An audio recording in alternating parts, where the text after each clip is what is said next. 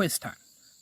What weighs more, a pound of gold or a pound of feathers? Let's do another. What is heavier, an ounce of feathers or an ounce of gold? Tricky question, right? So let's ask this exhausted new parent that has been drinking what they think the answers are. All right, ready? Okay. Okay, so 2 questions. Just 2. Just All right. 2. Question number 1. What is heavier, a pound of feathers or a pound of gold?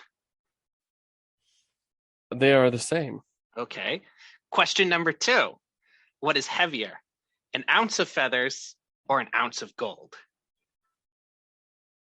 As I know, an ounce of feathers and an ounce of gold are both an ounce, so they're the same weight, so that's the same. All right. Neither one is heavier, it's a tie. Troy weight is a weight system originally from England.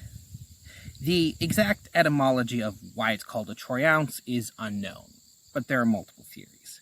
What is known is that the troy system replaced the tower system in 1526. Like the other ounce systems, both apothecary and avoirdupois, which we think of now as the standard ounce, grain is the base. Historically, a grain is based on the weight of 1 grain of barley. However, nowadays it is set to 64.39 milligrams. It takes 24 of these grains to make 1 pennyweight.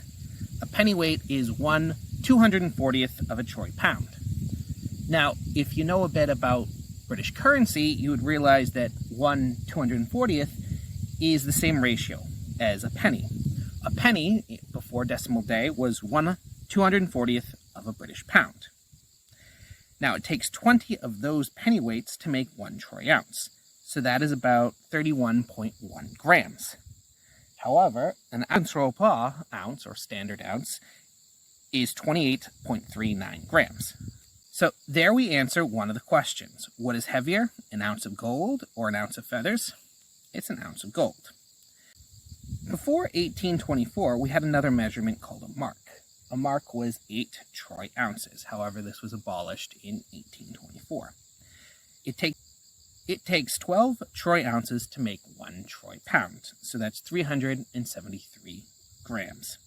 In the avoirdupois system, it takes 16 ounces to make 1 pound, so that's 453 grams. So now you know why a pound of feathers is heavier than a pound of gold. And it's not because of the knowledge of what had to happen to those birds to get all those feathers. Nowadays, mostly troy ounce is used. The UK abolished the troy pound in 1879, and they went to just a system of using troy ounces, and the troy ounce was decimalized. However, in the United States, troy pound and pennyweight are still legal trade measurements. Most places, though, use the troy ounce as their base unit, and then they use either decimals or fractions. I would, just for the curiosity's sake and because I like weird measurements, I think it'd be fun to have a piece of bullion that was in pennyweights or a troy pound bar of silver, just because I like odd measurements. Precious metals in general, though, around the world is a place where traditional measurements have survived. Thank you for liking. Thank you for subscribing. Well, let's go into the comments section. Do you feel glad that it's not the weight of what happened to those birds that makes the pound of feathers heavier?